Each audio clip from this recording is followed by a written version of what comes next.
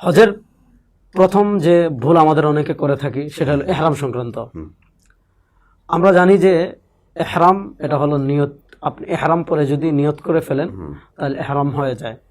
এক্ষেত্রে 2 রাকাত নামাজ পড়া মুস্তাহাব, পড়ার সুযোগ পেলে ভালো, যদি সুযোগ না পায় তাহলে এহরাম পরে তালবিয়া পাঠ করে নিয়ত করলে কিন্তু কি হয়ে যায়, এহরাম হয়ে যায়।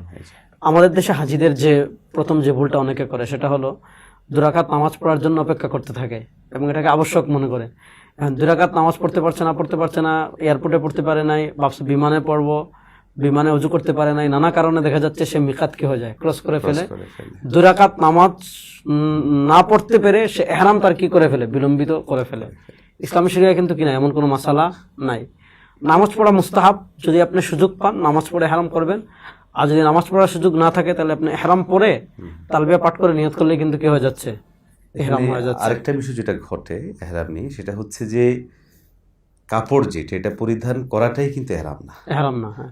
অনেকেই আছে মনে করে যে আমি যদি কাপড়টা পরে ফেলি মানে মুহরিম হয়ে গিয়েছে, হয়ে যাব, তো যার জন্য দেখা যায় সে মিকাত পার হয়ে যাচ্ছে, নিয়ত করে নাই। হ্যাঁ, নিয়ত করে না, আর ওই যে আগে ওই ভয়ে পরিধান করে নাই, যার জন্য দেখা গেছে বিমানেও আর পরিধান করানোর সময় পরিবেশ পাচ্ছে না বা সেরকম তৈরি হচ্ছে না। তো এই জন্য আমাদের অনেকের সামনেই মশালাটা আসলে ক্লিয়ার না থাকাতে তারা পেরেশানিত হয়।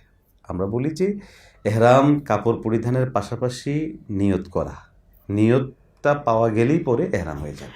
এখানে 2টা ঝামেলা হয় আমাদের দেশে এহরাম কেন্দ্রিক। অনেকে আছে আপনার এই যে মধ্যখানে ট্রানজিট থাকে, তো ট্রানজিট থাকার কারণে দেখা যাচ্ছে সে এহরাম মনে করেন এমন কোন জায়গায় যাচ্ছে যে ওখান থেকে সামনে মিকাত থাকে, ট্রানজিটের জায়গায় এহরাম পড়লে তো হচ্ছে, কিন্তু অনেক সময় দেখা যাচ্ছে ফ্লাইট ডিলে হয়। যেমন গত আগস্টে আমি যখন যাই তখন আমাদের ট্রানজিট ছিল কায়রোতে।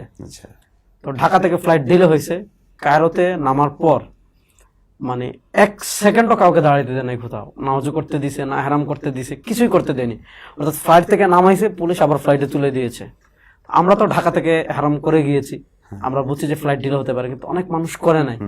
তো তারপরে দেখা যাচ্ছে বিমানে খুবই বিড়ম্বনার একটা বিষয় ছিল, একটা বিষয়। আরেকটা বিষয় হলো সহজার্থে মনে করেন আপনি বাংলাদেশের কোনো প্রান্ত থেকে ঢাকায় আসছেন, আপনি যদি অনেক সময় আছে হজ আবেগের সফর, বাড়ি থেকে এহরাম পরে আসে, আপনি যেটা করতে পারেন বাড়ি থেকে এহরাম পরে আসেন, কিন্তু যখন ফ্লাইটে উঠে যাবেন অর্থাৎ চূড়ান্ত ধাপে যখন ফ্লাইট চলে আসে, অর্থাৎ আপনি যখন বোর্ডিং ক্রস করে ফেলবেন, ইমিগ্রেশন পার হয়ে যাবেন, যেখানে ওয়েটিং রুম, ওখানে কিন্তু নামাজ পড়া যায়। আপনার সাথে যদি মুসাল্লা না থাকে ওখানে পাওয়া যায়, আপনি সেখানে 2 রাকাত নামাজ পড়ে এহরামের নিয়ত করে ফেললেই হচ্ছে, তাহলে বিমানে আর কোনো ঝামেলা হলো না। এগুলো এহরামের এই ঝামেলাগুলো।